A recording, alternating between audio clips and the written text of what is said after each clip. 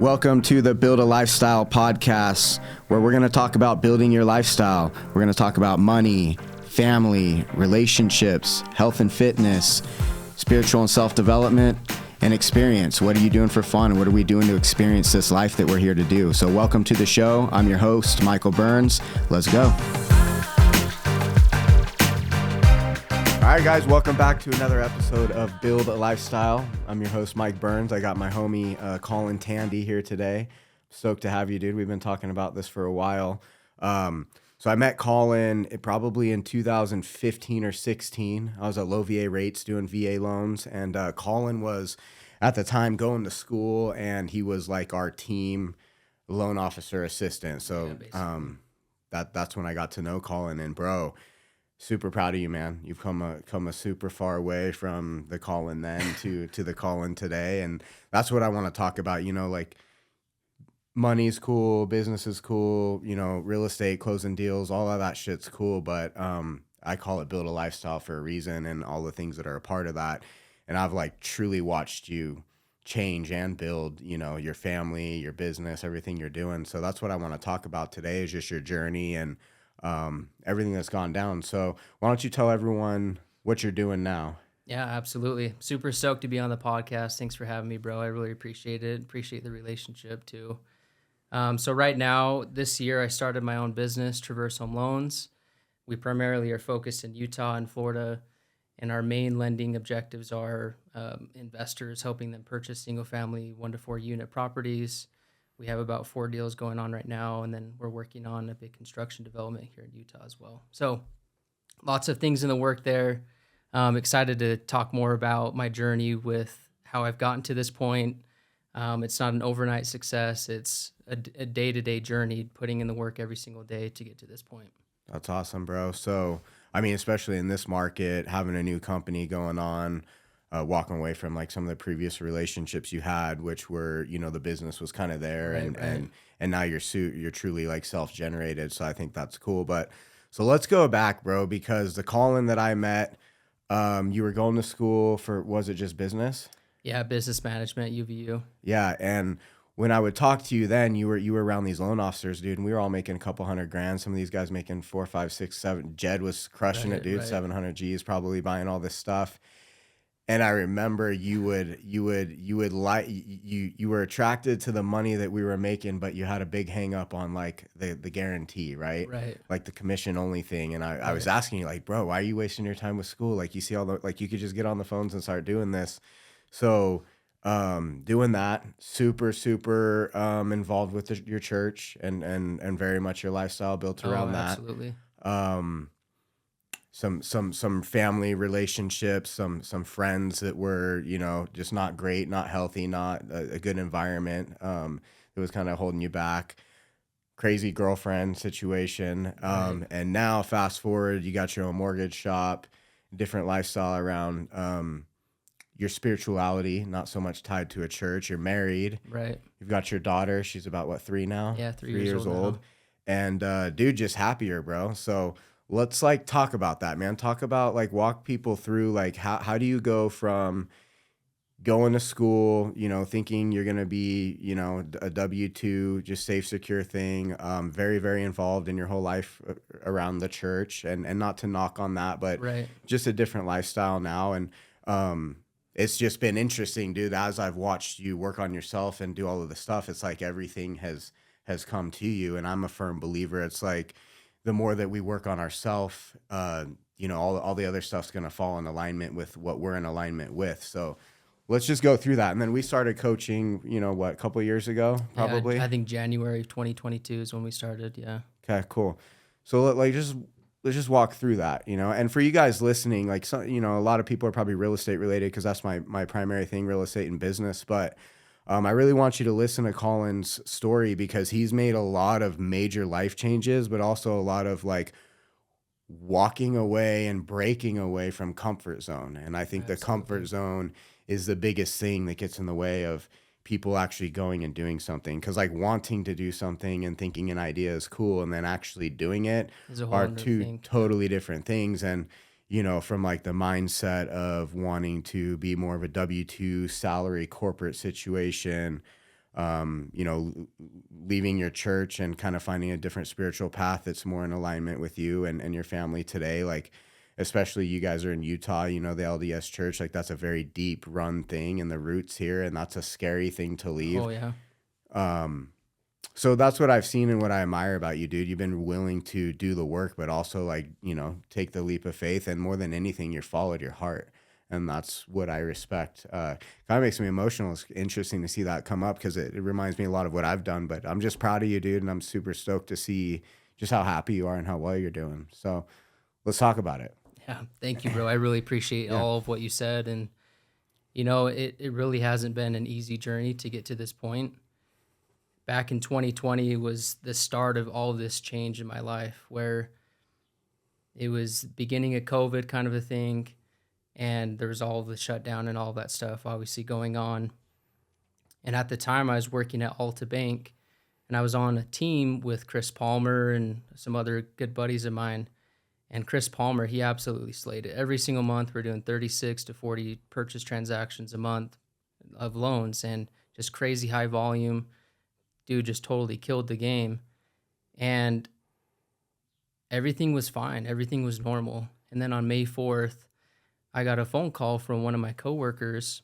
And real quick, just to like kind of build up this Chris guy was like, I would say probably one of your first real mentors, real like big mentor, was teaching you the business, gave you an amazing opportunity, a big brother type figure, which you haven't had in your life. So not only was this a team that you were on, but this was like a major influence and a positive influence in your life. Plus you were making good money and everything was rolling. Right. So like he was that mentor figure for me in my life, and just kind of that bigger brother aspect, like you said. And I looked up to him so much. He gave me a huge opportunity working for him and learning the ropes and learning so many different things about real estate and real estate investing, and being exposed to that industry was so eye-opening to me of the possibilities and the opportunity in front of me.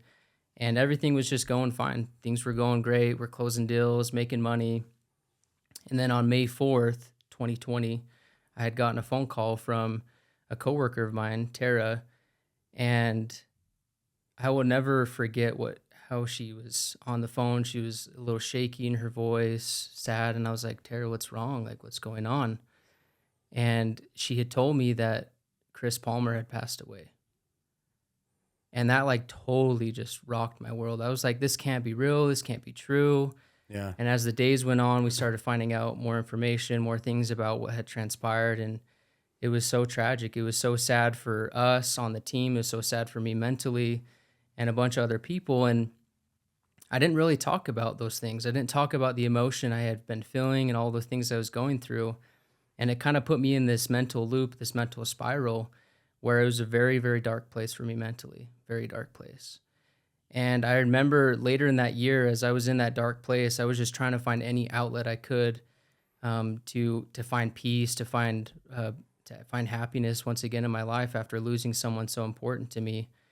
And well, not only the loss, sorry to interrupt, but not only the loss too, but I remember talking with you when that was happening, and also the fear too of am I going to have a job? Like, I think were you guys pregnant at that time, you and your wife, or you were just married? We were just married. I think she may have been close to getting pregnant. Yeah. So like, you know, you got responsibility, you've got a wife, you've got all this stuff going on. And now like your money source, you know, is gone because maybe you had a small salary, but it was basically commission based on the deals coming in. So I just want to put that in there too. Like it's, you know, there's the fear of all of that, plus trying to process the loss of like a big brother type of figure. Right. And so all of that was going on in my mind. And as men, we don't really talk about our emotional side as much. Like, it's just not cliche to talk about it, be open about our mental state of mind and what we're going through, because people look at you as if you're weak or you're not strong or whatever the case may be. We just don't talk about it as much. And so later in that year, I was like, you know what? I need to do 75 hard. Maybe this will get me into a mental space where I'm strong, I'm resilient, all that stuff. So 75 hard, just to add to that, for those of you who don't know what that is, it's Andy Frisella put it together, but 75 hard is a 75-day challenge. People think it's a physical thing, but it's not. But essentially, it's 2 workouts a day, 45 minutes each. One of them must be outdoors. and you have to have a 3-hour gap between the workouts. So you can't just go from one workout into the other one. And the whole purpose of the outdoor part is that conditions are never going to be ideal, Right. or you can't control conditions. You got to drink a gallon of water a day. You need to read 10 pages of a self-development book a day, reading, not listening to it. You have to follow a specific diet that you commit to up front. So it's whatever you choose, but the whole idea of that is doing what you said you were going to do, following the specific diet that you said you were going to have. And there's no cheat meals. You eat No, one not at all. M&M, you got to start over. Right. And then there's a daily progress photo. Yep. And if you miss one thing, you got to start the whole program over. So it's a hardcore accountability and mental thing, not so much a physical thing. So anyways, that's what 75 Hard is. And I think probably why you chose to do that was to create some sort of structure and have some sort of like discipline to keep you motivated and going, right? Right, absolutely. So kind of building off that, like that was the premise of why I wanted to start 75 Hard is, okay, I need to get some structure back into my life. I need to get back on growing and progressing. I need to get out of this kind of darkness that I'm in. And so as I was doing 75 Hard, I remember being asked by family, like, well, why did you start doing 75 Hard? And I remember the answer I gave to them was, I'm just in a dark spot right now. I'm in a spot mentally where I'm not as strong as I used to be.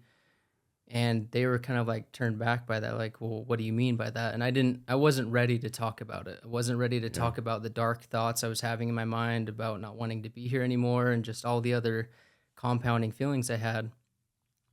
But I remember telling my wife later on, I was like, I really need to just talk to you and let this off my chest about the mental health struggles I've been having with this. And I shared all those things with her. And I was thinking like, oh my gosh, she's just going to be so upset with me, so mad at me. But she just embraced me with such love and kindness that it really helped me open my eyes. Like, okay, it is healthy to talk about what I'm going through, what I'm struggling with. The people around me, they have my back. They want me to succeed. And that was the start of change and growth in my mind and my heart. Finally started healing from all those wounds of his passing and all the other worries and frustrations I had. And that just started slowly building on top of each other. And later in that year, I started working at a new bank, Rock Canyon Bank. Again, there's salary. We have some commission on each deal that we're getting, but there's comfort, there's insurance, there's this complacency because you have this security net for you. You got those golden handcuffs. Yeah, you got those golden handcuffs. Like it's just good enough to not want to leave. It's good enough to just not want to leave. Exactly. Yeah. Like, oh, here's some breadcrumbs here and there. You'll get a little bit commission on each deal you close, kind of a deal. But as I was working there, I started to grow more and more frustrated with just different management styles I didn't fully agree with lead sources we had. I didn't agree with how we were transacting deals and different things that were happening there. So, well, I want to talk about that real quick. So a couple of things you mentioned that I think is important to mention. Number one, your wife holding space for you in a supportive way and showing up for you to where you could, talk to her about that. I always talk about relationships, man, and how important your environment is. So I think that's critical. A critical piece of this is having the right woman in your life. 100%. And how supportive she is and what a grounding piece she has been. Like for me too, like not your wife for me, right. Business and life and all of that stuff's crazy, trying to do all the stuff that, men are doing and to have that comfort zone and that kind of that grounded home base, I think is huge. And it allows you to, just creates the space that's important. But the other thing you're saying too, and I know why you're being low key about it, but you're talking about management styles and lead sources. Straight up unethical shit was going on. Oh, 100%. That's what was happening. And I think that's important because, core values, and we'll get into this when you and I started coaching, but like core values, I run my entire life in business off of core values. And one of my core values is integrity, and you and I talked about that. And I remember that was coming up. You're having an issue with the integrity and with transparency and just doing good, clean, ethical business. Right. So I want to point that out because core values matter, and core values have been a guiding light for you, really, or part of it. So anyways, go on. Yeah, so kind of piggybacking off that as well, like deep within me, I just have these core values that I've always typically had, just with integrity, being honest, believing in a higher power, being honest and faithful to my wife. There's just certain things in my life that are non-negotiables. Yeah. I have to live by and abide by these principles because I know over the long run, they help me grow and succeed and become the person I want to be. And I didn't agree with some of the business practices that were going on. I didn't fully agree with it. And so there was just that frustration growing between me and management and the lead source and that relationship.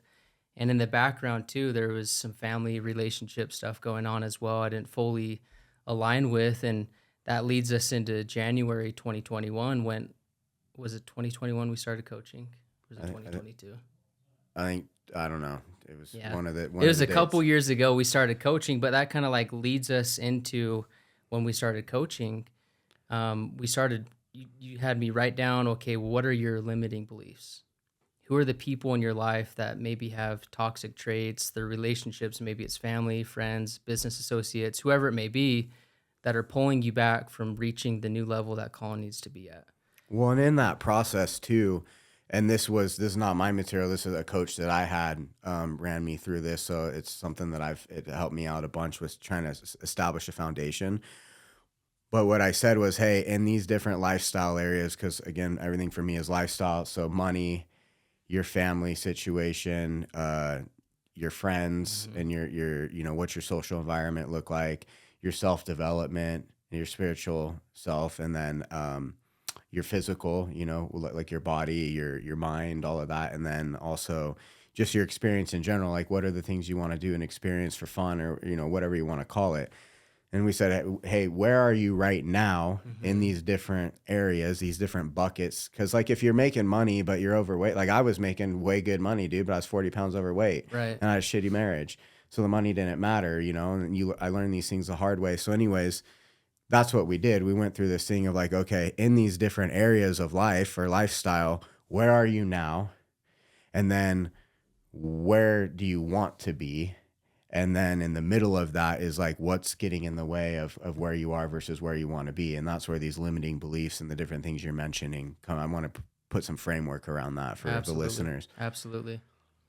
Yeah. So we went through that exercise, and I remember it being like 5 or 6 pages of just things I had written down of limiting beliefs, of things that were holding me back. Maybe it was relationships, all these different things. And like, that was probably one of the most eye-opening exercises I've ever done.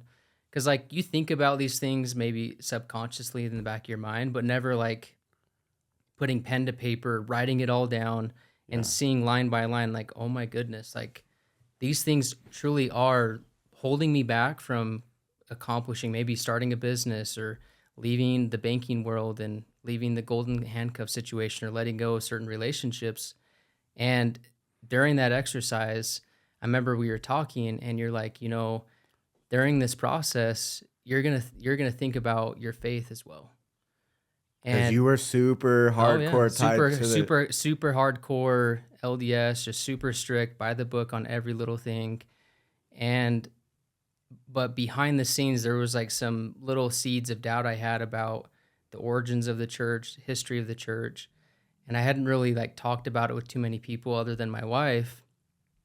Well, I think that's because, sorry to interrupt, but yeah, I think that's because you were so loyal to it, did the mission, super service based, and you were doing it because it's what felt right in your heart. But 100%. Also, there's this like this unspoken loyalty thing, So like, I can't question this, or I don't want to do that because then I'm not being loyal to whatever. And I remember saying, I said, dude, I think, your relationship with God and your spirituality and being in alignment with like who you are as a soul has nothing to do with a book. No, not at all. And that's, so anyways, I remember that conversation though, because I was like, I think this is going to be, we'll see how this goes. And I remember when you said that, I was like, whatever, this Mike's crazy, just kind of saying that in my mind. But you gave me this book. It's called Letting Go, Pathway of Surrender. And Letting Go is a bomb book too. Like for you guys listening, if you really want it, like there's self-development is not sales skills and mindset and all that. Self-development is the shit that we're talking about, like your programming and your thoughts and and all of the stuff, that's rooted into who you are, that's really been programmed into you since you were a kid. But this book, Letting Go, is fire. Oh, it's phenomenal. Absolutely. And as I started reading that book, it just started like every single page I was on, I was highlighting it, underlining it, writing notes on the margins of the page. And it was just so mind blowing to me to read these different concepts of like letting go of emotional trauma, of our thoughts, our limiting beliefs, all these different things that are literally holding us back. Like each of us, we have certain limiting beliefs, certain things that are holding us back on our back that we're walking around with every single day, whether we know it or we don't. And until you put pen to paper and write out every single one of those things, you're never really going to fully know how you need to get better in, how you can progress, all those different things. So like as I was reading that book, I kept writing out more things. It was relationships. And I started seeing how unhealthy certain relationships were in my life with family and my upbringing and different things that I went through as a child and throughout my teenage years and adult years as well. And dude, how hard was that? I have chills all over because like it's one thing to read a book, it's a totally different thing to study a book. And it's one thing to hear a concept like, oh yeah, the 5 people everyone has heard, you're the average of the 5 people you spend the most time around. But have you actually really thought about that and broke that down and internalized it and processed it and done something about it? And then so like the transition from understanding a concept to actually like implementing it and living it is fucking hard. Oh, 100%. And self-development is like, it's hard. It's not easy because you have to let go of so much, and like the new you is going to cost you the old you. Mm-hmm. And a lot of people want to hold on to the old version of themselves, or their old, the comfort zone. They want to hold on to the comfort zone, but they also want this new thing too. And then what happens is you're trying to live in 2 different realities, and then you just get stuck. Right. And then I think that's when people quit, and it's easier to revert back to what's normal, what's comfortable. Because what happened, dude, when you start, and I told you this was going to happen, but like what happened when you started showing up differently with the people in your life? They didn't like it. Well, not everybody. Some of them were supportive. Some people, my wife 100% was super, super supportive. She saw the changes in our marriage, just how I was interacting with her and our daughter, and how I showed up at work, how I showed up at home. Like all those things were really good things. But then there are certain family members where as I grew and as I progressed, I was elevating myself and they weren't matching my pace of growth and experience. And there's this friction started occurring between certain family members and business relationships that I had. And that was the realization for me that, okay, maybe these relationships aren't something I need to have in my life. I need to let go of them because they're not helping me grow. They're not helping me become a better version of myself. When I'm putting in the work every single day, I'm trying my best to get better, to become a better version of Colin. And this was ongoing for over a year. This wasn't just like an overnight thing where it's like light bulb turned on. Okay, let's cut off all these relationships. That's another thing I want to highlight, like a year. Yeah. A year. And that's another thing with today's society and Instagram and all that. Everyone thinks shit happens overnight. You get rich quick. You get like changes happen overnight. The whole 30-day abs, all of that stuff. Like you got to do the work, man, for real. And not everyone in your life, they like the current version of you. So when the new version starts emerging, for me, it's like, oh, you're not good enough, or oh, you think you're better, or oh, you don't have time for, XYZ anymore. And, you get these negative comments. And then there's the other side where you have the positive, and that's where assets and liabilities come into play. Absolutely. And every time I speak, and I'm just always looking at my environment and the assets and liabilities. And that's one of the things we talked about too, is when you're going through that process is like, what are like everything. I mean, we talk about everything, your environment, like what time are you waking up? And that's why 75 Hard was so important, because it gave you a structure. But it's like everything in your life, dude, is an asset or a liability. There's a little bit of stuff that's neutral in the middle, but not much. Most everything is an asset or a liability. An asset, it's either supportive and helping you move the direction you want, or a liability, it's not. And relationships, I think, and especially family and close friends, I think that is the one thing that prevents people from really truly actually making a change, because it's hard to change and it's Oh, hard yeah. to do this work, and it's hard to make any sort of change. And that's if it's just you working on the change, but then you throw in like negativity and people not being supportive, and that makes it that much harder. I remember when me and my brother first got into real estate, and people in his life, or his future in-laws were like, "You're never going to be successful in that," and it's like that's it's a hard thing. So, Right. anyways, the assets and liabilities, I just wanted to cover that while you're Absolutely. in that. Yeah. So, I mean, kind of touching point on the assets and liabilities, as I started to grow and get better in my life just by letting go of certain limiting beliefs, different concepts that I had in my mind of how my life should behave like, I started realizing who truly was an asset to me. And by far, bar none, is my wife, number one. She's Yeah. always been there for me. And I'm always indebted to her for how she loves me and cares for me every single day. And then I started realizing, okay, there's these other people in my life like you where you're absolutely an asset. You help me grow. You're my brother. And we've seen each other grow, and you've helped me become a better version of myself. And then I started realizing I could see more clearly who in my life was that liability. And I could truly see how those relationships, this is over a year span, like we had talked about, how I started realizing that, okay, they're not good for me.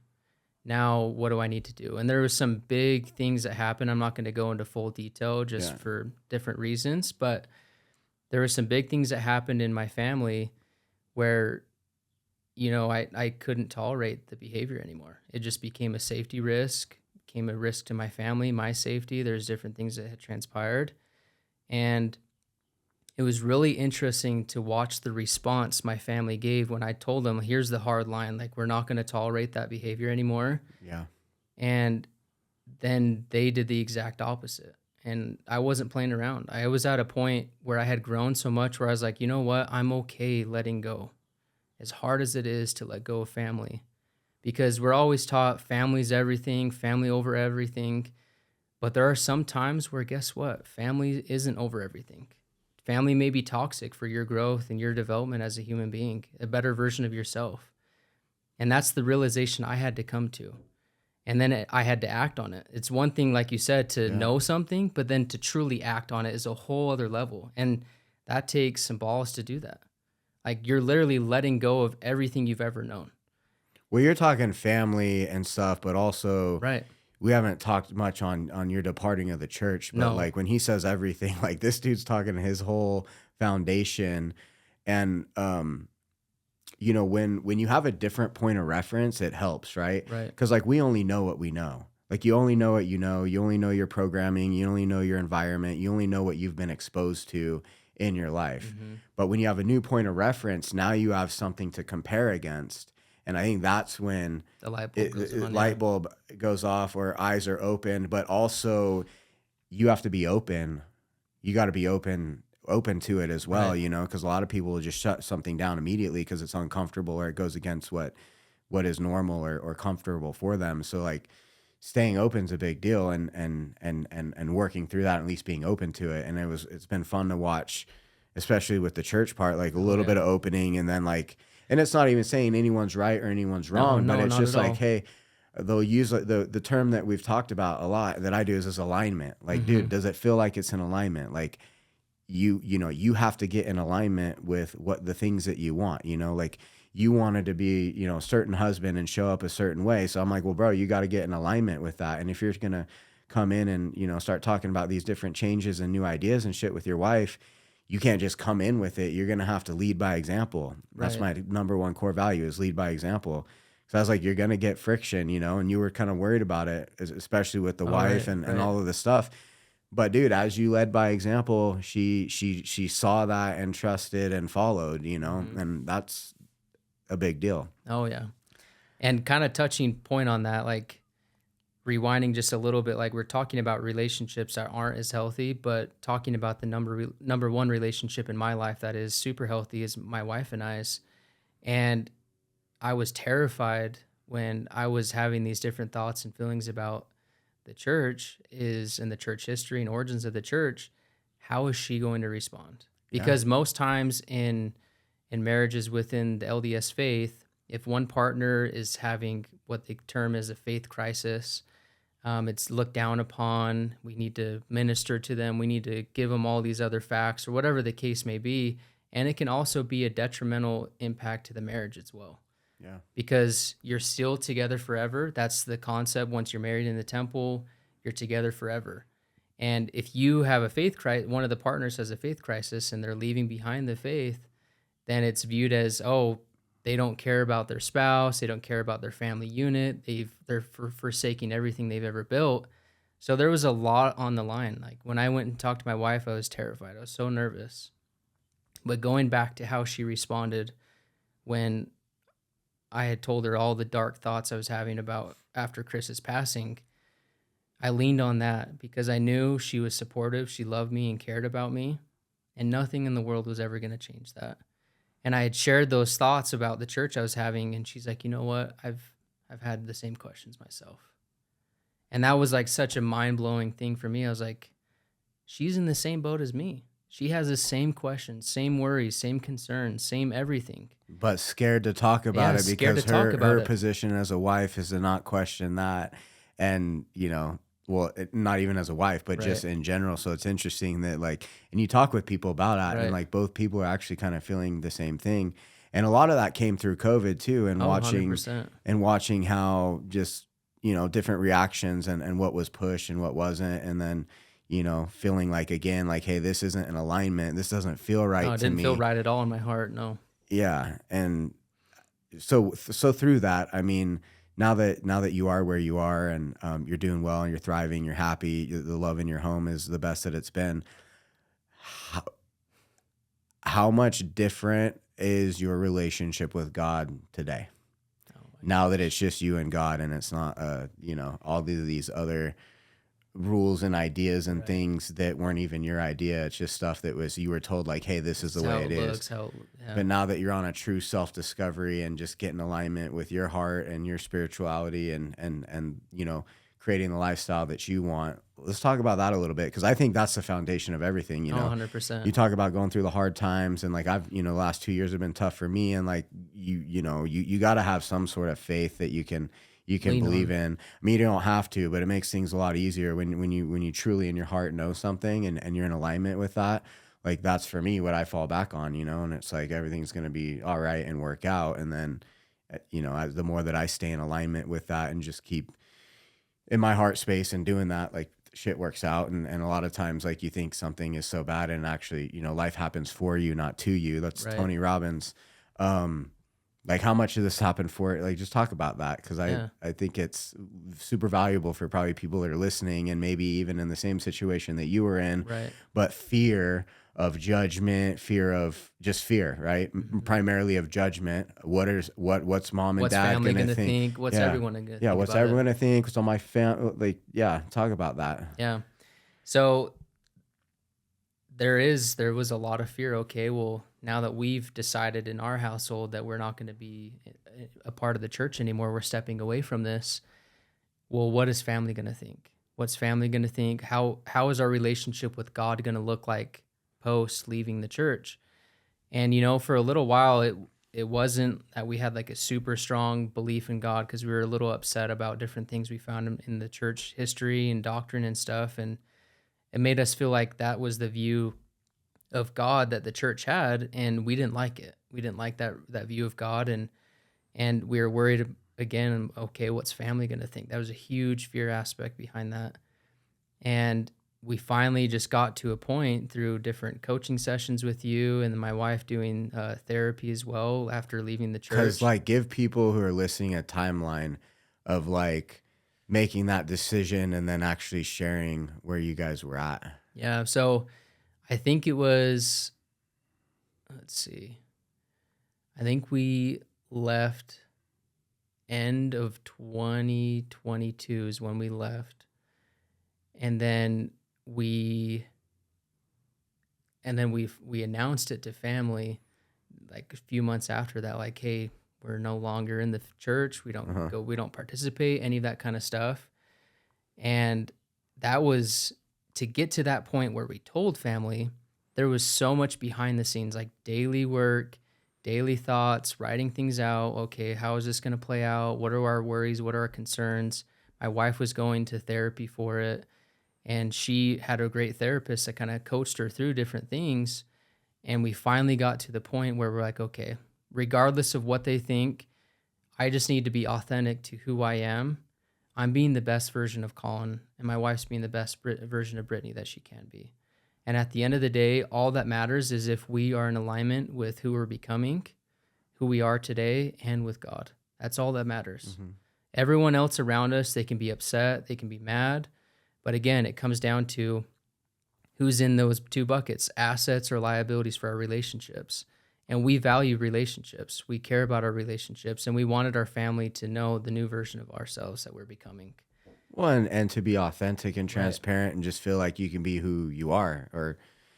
And that's what's interesting. It's like, I didn't grow up, especially in Utah, with just all the social pressure around the church, or the Mormon church and all that. So it's hard for me to like, I just don't get it because that's not been my experience. But like, right, it's interesting to watch it because like it is deep, man. 100%. Deep grained. And I remember us talking about it, but like fear, probably the highest level, probably more scared of this than going bankrupt and losing everything. Yeah. Like this is the foundation of your life. Like I said, people will look at you as if you're forsaking your family. Like you don't love your family. You don't care about your family. You're a black sheep. You're being swayed. You're being influenced by the devil. All these crazy thoughts and things that people think about you. And it's like, none of it's true. All it is outside noise. Like I'm on the field playing in the game, and I'm trying to make a play to get that next touchdown or score that next goal in my life. And then there's all this noise from the stands behind us. And what I had to realize is like, none of that noise behind me is ever going to matter, because what I'm doing today on this field, in this game, to make the next goal or next touchdown is the most important step. To show up as the husband I need to be, the father I need to be, and then develop that relationship with God. Those are the most important pillars in my life. And what's interesting, I love the analogy that you use, because you know who else is on the field with you trying to get that next touchdown and get to the next level is your teammates. Oh, 100%. And your teammates are the ones that are supporting you. You're rowing in the same boat, trying to get to the same place together. And that's the people in your life, your teammates that are supporting you of that, not the people in the cheap tickets in the stands. Up in the nosebleed, sitting there barking fucking out talking at you. shit and being negative, and Monday morning quarterbacks who like are, having a bunch of opinions to say, but aren't actually doing anything themselves, just regurgitating whatever it might be, right, whether it's religion, business, whatever it might be, just the negativity, the crabs in the bucket, just they're trying to pull you back down. Yeah, exactly. We don't like that you're changing. You're trying to get out of the bucket. We're going to pull you back down and keep you here with us. Well, and the other thing too is like, fear of judgment, but it's like, who is anybody to tell you that you're fucking wrong? Right. According to who? Right. It's all our personal beliefs. Yeah. Yeah. And your perspective. So, but dude, so while you're doing this, you're also making business transitions. Like you're literally switching out. You're like, you've lost weight, dude. You had an ACL tear. Like you've been having adversity at the highest level, not just one area. Oh. And I think what's cool is as you're, and that's what's going to happen too, guys, when you start making changes and things start, you're going to feel resistance. You're going to feel resistance from all sorts of different areas. And, you had it in a bunch of different places. I've had that too, as I've changed. So like adversity, you find out who you really are through adversity and on the other side of adversity. I think it's one of the greatest things we can go through is having adversity, because like one of my favorite things to say is winning is easy. Like you're doing loans, you're crushing it. You guys are making money. Everything's cool. You're winning. And then some adversity hits. You lose a mentor in your life. You have a career change. You leave a church. You start a business. In a down market, I'd like to add, you're in real estate. Real estate's been super hard for the last 2 years. Yep. Interest rates go from 3.5 to fucking 8. That's a problem. People aren't refinancing. People aren't selling. People aren't buying. It's really hard to qualify. So through all of that, you're making all these changes. But what's also cool, you told me you're closing 4 loans this month. Mm-hmm. You got a big $16 million commercial deal that you're working on closing. Right. And because you're in alignment and because you're doing all the things that are in alignment with who you want to be, the loan officer and business owner you want to be, the husband you want to be, the friend you want to be, like the relationship you want to have with yourself, like things are just showing up and God's absolutely. taking care of you. Like Right. things are happening. Right. So kind of going back a little bit to 2013. So you talked about the adversity I was experiencing, and there was all these promises. The last employer I worked at, Hillcrest Bank, they made all these promises. You'll be preferred lender on this huge development deal up in Midway, and you'll start seeing all these $1 million, $900,000 loans. And I didn't see a lick of anything come through. Like all the promises that people had made, they never really came through for me. They never followed through on their promise. And so I started realizing, I was like, you know what? I need to plan my exit. So throughout 2023, I had started getting education done for my principal lending manager license here in Utah, and got that done, passed the test, filed for licensing with the state of Utah, got approved on inactive status. And then in September 30th, 2023, I was playing soccer in one of my soccer games, and I got slide tackled, tore my ACL, partially tore my MCL and my meniscus. And I knew instantly when that happened, like I was smoked. Like it was a bad injury. And here I am continuing to chug along despite that huge adversity, being put out for like 2 or 3 months, couldn't walk, was on crutches, sleeping on the couch, was just in horrible pain. Here I am, January 23rd. I get my license approved with the state of Utah after I had started my company. I quit the bank, left that salary, walked into the unknown. I had a real estate partnership in Florida, but it was still scary. Like here I am starting a business, a mortgage business at that, in a market where there's so much turmoil. Rates are so high. You keep seeing headlines on the news. Affordability is at all-time lows.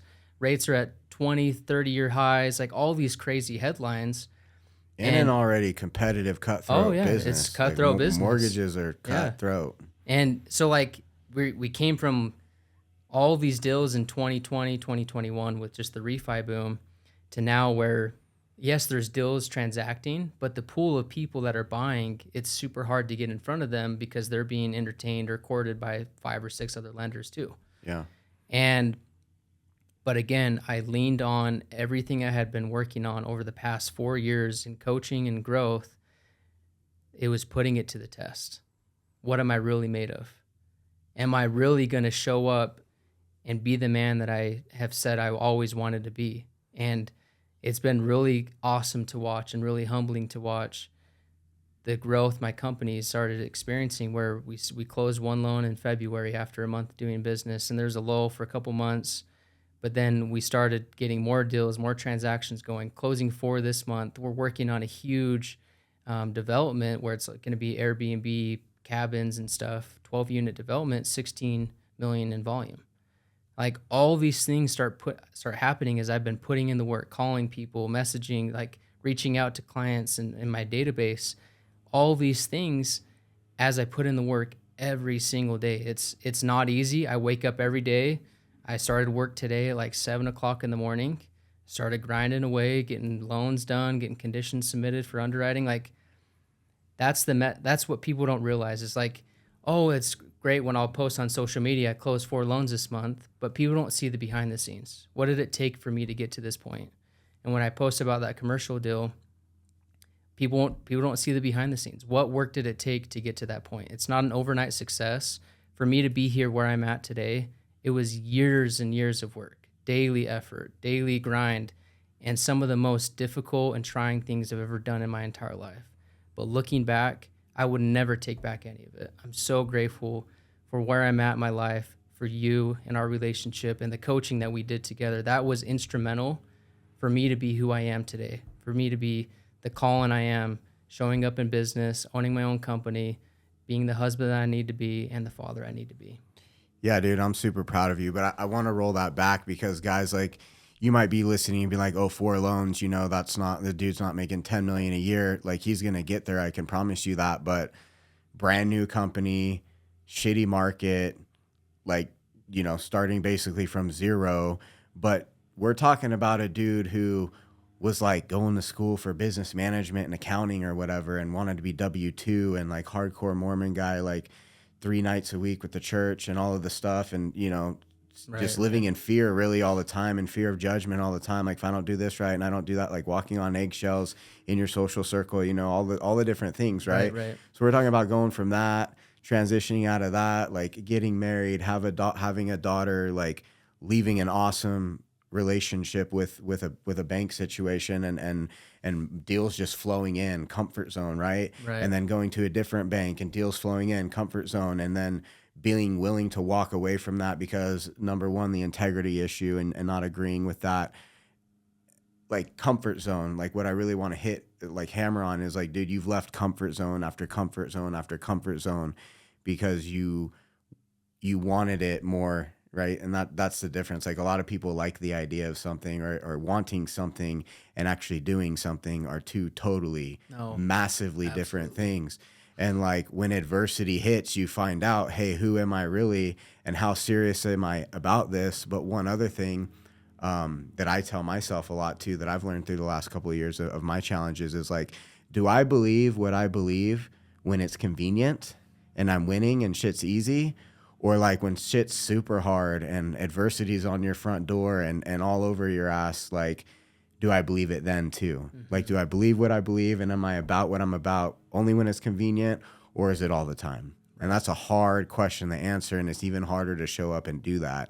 And I think like that's building a lifestyle, bro. Like, and I love it. I have the highest respect for it. I'm super proud of you. And, I'm glad you came on the show, dude, because like there were so many things along the way that could have like slowed you down. Like resistance is going to happen when you start changing. I mean, dude, you've friends, family members, an entire social circle, you know, 6-figure income at one place, having a 6-figure income again at a second place, walking away from all of that shit to have zero guarantee other than believing in yourself. But you have the belief in yourself because you've done the work.